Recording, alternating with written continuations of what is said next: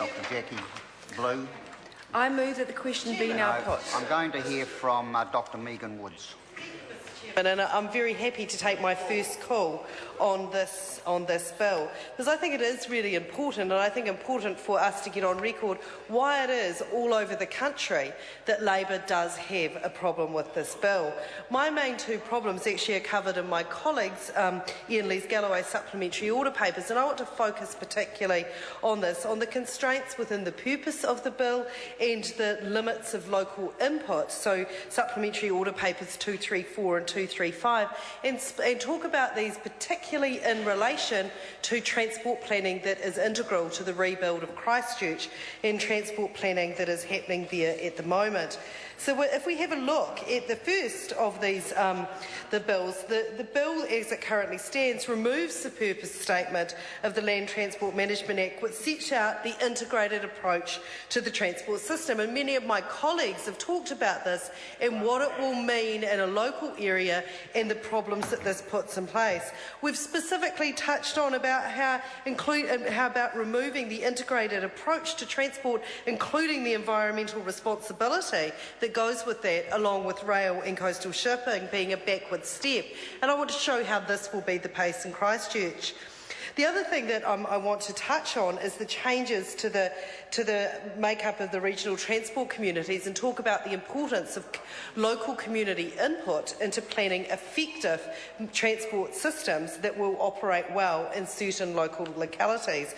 Because after all, Labor does believe very strongly that local communities need to have a strong say in their local futures, and transport is very much one of those areas where we'd like to see this happening. In Christchurch, as we plan our recovery, we see transport as absolutely central to this recovery. And one of the key things that we're grappling with, and that the government opposite is grappling with as well, of how it is that SERA, so the Canterbury, the Earthquake Recovery Authority, the NZTA, the Environment Canterbury, the City Council are all going to fund different elements of the transport recovery strategy and the transport recovery plan. Different agencies have different responsibility for different parts of this, and how is this all going to fit together? And I think the case of Christchurch shows very clearly the need to have this very integrated approach to transport, because we can't think of just one mode of transport as we think about transport recovery. So the Christchurch Central Development Unit have drafted a transport chapter as part of their plan for the recovery of the central city of Christchurch. But within this, I mean, in many ways, there are some very positive steps about what transport in a recovered Christchurch is going to look like. But one of the things that we in Labor have signalled as a really strong concern that we have within this chapter is there is no detail about how it connects up with other elements of planning within transport. So how does it connect with Christchurch City's transport strategy? How does it link with the Canterbury Regional Land Transport Strategy? How do all these things go together? So if we really do, and going back to my colleague's second supplementary order paper in terms of the makeup of the regional transport committees and the need to have this local input into them, we have real concerns.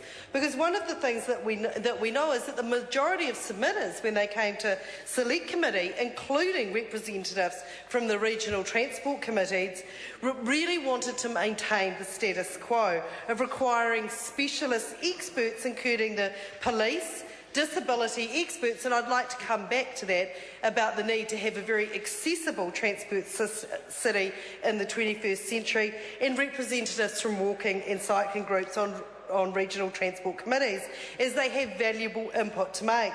And having this wide variety of experts and perspectives in the in the transport planning and funding process at the outset ensures that far more robust discussions are made about priorities and about projects.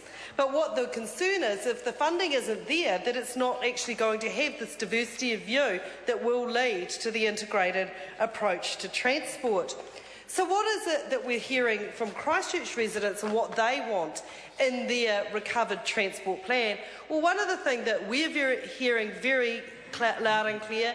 The Christchurch City heard really loud and clear, and also the CCDU when they put their transport chapter out for consultation, is that Christchurch citizens very much want, Mr Chairman? I'm going for Mr Chairman? Andrew Little. Thank you, Mr Chairman. Pleased to take a call on this part of the bill. Sir,